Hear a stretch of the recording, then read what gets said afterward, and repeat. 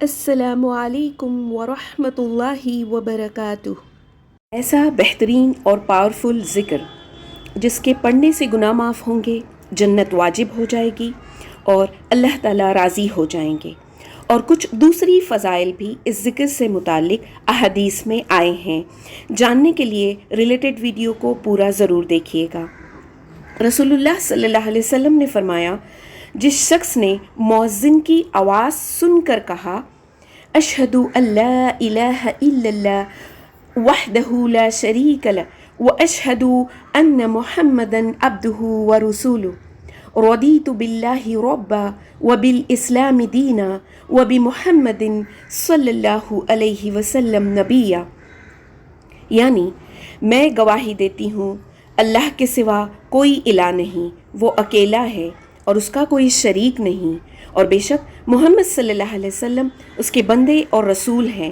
میں اللہ کو رب مان کر اور اسلام کو دین مان کر اور محمد صلی اللہ علیہ وسلم کو رسول مان کر راضی ہوں۔ ایسا کہنے والے کے گناہ معاف ہو جاتے ہیں۔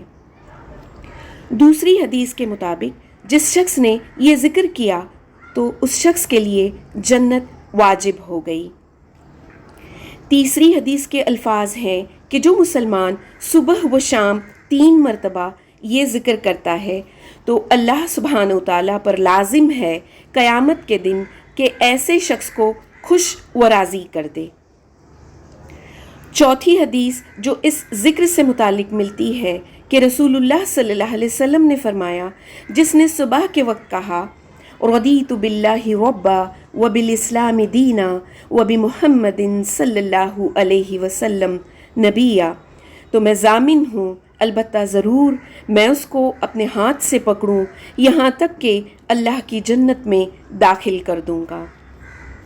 پانچویں فضیلت اس ذکر کی یہ ہے کہ محمد صلی اللہ علیہ وسلم نے فرمایا کہ اس شخص نے ایمان کا ذائقہ چکھ لیا جس نے یہ ذکر کیا۔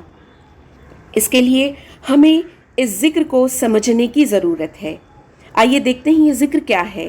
اس کے الفاظ ہیں رضیت باللہ ربا وبالاسلام دینا وبمحمد صلی اللہ علیہ وسلم نبیا، اور اس کے معنی ہے میں اللہ کے رب ہونے پر راضی ہوں اور اسلام کے دین ہونے پر راضی ہوں اور محمد صلی اللہ علیہ وسلم کے نبی ہونے پر راضی ہوں۔ یہ ذکر سمپل اور آسان ہے لیکن بہت زیادہ اجر دینے والا ہے، اس لیے ہمیں اس کو سمجھ کر اس کے مطابق زندگی گزارنی ہوگی اور ریگولرلی اسے پڑھنا ہوگا۔ اپنی صبح شام کے اذکار میں اس کو شامل کر لیں۔ گویا ہم اس بات سے راضی اور خوش نصیب ہیں کہ اللہ ہمارا رب ہے، اسلام ہمارا دین ہے اور محمد صلی اللہ علیہ وسلم ہمارے نبی ہیں۔